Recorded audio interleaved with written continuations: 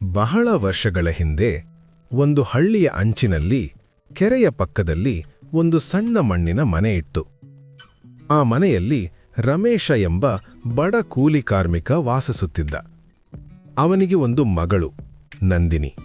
ನಂದಿನಿ ಕಪ್ಪು ವರ್ಣದವಳು, ಆದರೆ ಅವಳ ಮನಸ್ಸು ಚಿನ್ನದಂತಿತ್ತು. ಆದರೆ ಹಳ್ಳಿಯ ಜನರು ಅವಳ ಬಣ್ಣವನ್ನೇ ನೋಡಿ ತೀರ್ಪು ಕೊಡುತ್ತಿದ್ದರು. ಕಪ್ಪಿ ಕಪ್ಪಿ ಎಂದು ಕಿಚಾಯಿಸುತ್ತಿದ್ದರು.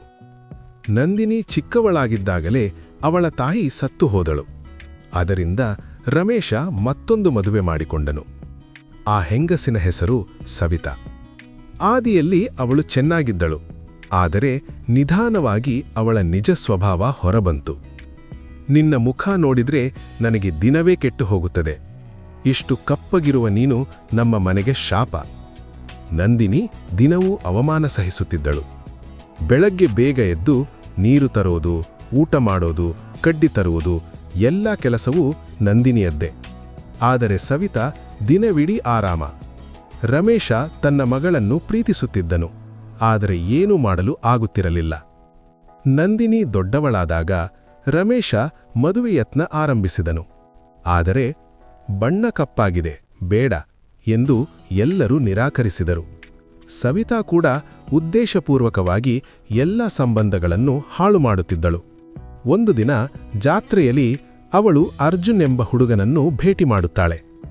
ಅವನು ಅವಳ ಬಣ್ಣ ನೋಡಿಲ್ಲ, ಅವಳ ಮನಸ್ಸನ್ನೇ ನೋಡಿದ. ನಿಧಾನವಾಗಿ ಅವರ ಸ್ನೇಹ ಪ್ರೀತಿಯಾಗಿ ಬದಲಾಯಿತು. ಅವರು ಚೀಟಿಗಳ ಮೂಲಕ ಮಾತನಾಡುತ್ತಿದ್ದರು. ನಿನ್ನ ಮನಸ್ಸು ತುಂಬಾ ಸುಂದರ ಅರ್ಜುನ್. ನಿನ್ನ ಜೊತೆ ಮಾತನಾಡಿದರೆ ನಾನು ವಿಶೇಷ ಅಂತ ಅನಿಸುತ್ತದೆ ನಂದಿನಿ.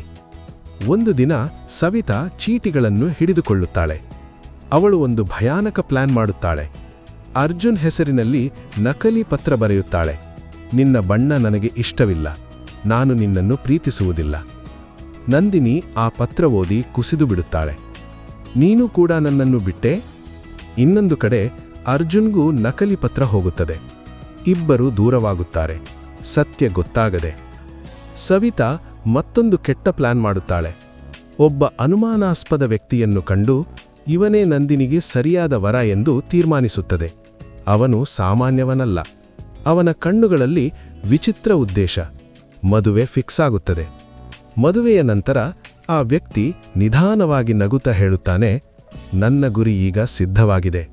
ಈ ಹುಡುಗಿಗೆ ಏನು ಆಗುತ್ತೆ ಅಂದ್ರೆ ಅವಳಿಗೆ ಕನಸಲ್ಲೂ ಊಹೆಯಿಲ್ಲ. ಮುಂದೇನಾಗುತ್ತದೆ? ನಂದಿನಿಯ ಜೀವನ ಯಾವ ದಿಕ್ಕಿಗೆ ತಿರುಗುತ್ತದೆ ಎಂಬುದನ್ನು ಮುಂದಿನ ಭಾಗದಲ್ಲಿ ನೋಡಿ.